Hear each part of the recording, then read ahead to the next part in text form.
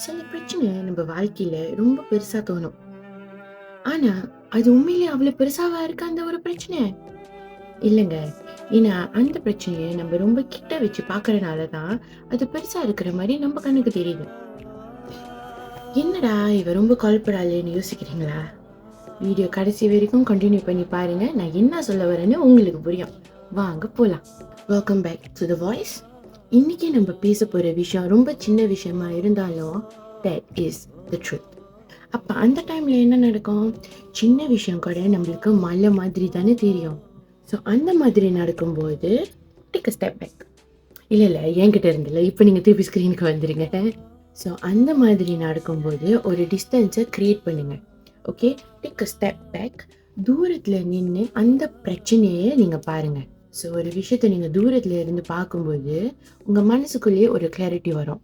ஒரு எக்ஸாம்பிள், ஒரு பெயிண்டிங். அந்த பெயிண்டிங்கோட அழகை நம்ம கிட்ட நின்னு பார்க்கும்போது அது நம்மளுக்கு ரொம்ப பிளரா தான் தெரியும். Because you very very near. ஆனா இதுவே கொஞ்சம் தள்ளி போய் தூரத்துல நின்னு பாருங்க, அந்த பெயிண்டிங்கோட முழு அழகையும் உங்களால ரசிக்க முடியும். அதே கான்செப்டை உங்க ப்ராப்ளம்ஸ்லயும் நீங்க வச்சு பார்த்தீங்கன்னா உங்களுக்கு புரியும் நான் என்ன சொல்ல வரேன்னு. அதே மாதிரி தான் நம்மளுக்கு ஒரு பிரச்சனை இருக்கும்போது அந்த பாயிண்ட் ஆஃப் டைம்ல அது பார்க்க உங்களுக்கு உலகமே இருண்ட மாதிரி, உலகமே முடிஞ்ச மாதிரி தான் இருக்கும். நானும் அப்படிதான் ரியாக்ட் பண்ணுவேன். ஆனா ஒரு மாசம் கழிச்சு, ஒரு வருஷம் கழிச்சு, இல்ல ஒரு 5 வருஷம் கழிச்சு நீங்க திரும்பி பார்க்கும்போது, நம்மளா இந்த பிரச்சனையை தாண்டி வந்தோம், நம்மளா இந்த பிரச்சனையை கடந்து வந்தோம்னு சொல்லிட்டு உங்களுக்கே ஆச்சரியமா இருக்கும்.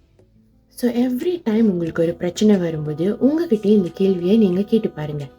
5 இயர்ஸ் டவுன் த ரோட், அதாவது 5 வருஷம் கழிச்சு நான் திரும்பி பார்க்கும்போது இந்த பிரச்சனை ரொம்ப இம்பார்ட்டண்டாக தெரியுமா, இல்லை இந்த பிரச்சனை ரொம்ப ஒரு கிரிட்டிக்கலான விஷயமா இருக்குமா? அந்த மாதிரி உங்ககிட்டயே ஒரு கேள்வியை நீங்கள் கேட்டு பாருங்க. பதில் அந்த பாயிண்ட் ஆஃப் டைம்ல உங்களுக்கே புரியும்.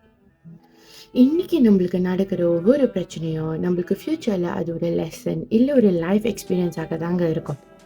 ஸோ ஒரு பிரச்சனை உங்களுக்கு வரும்போது அந்த பிரச்சனையை கிட்ட நின்று பார்க்காம தள்ளி வச்சு பாருங்களேன். அந்த பிரச்சனை நம்மளோட சின்னதாக தான் தெரியும்.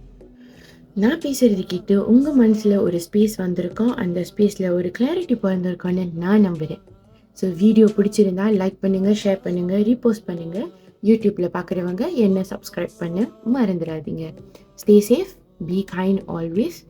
Until my next video drops in, I'll see you guys soon.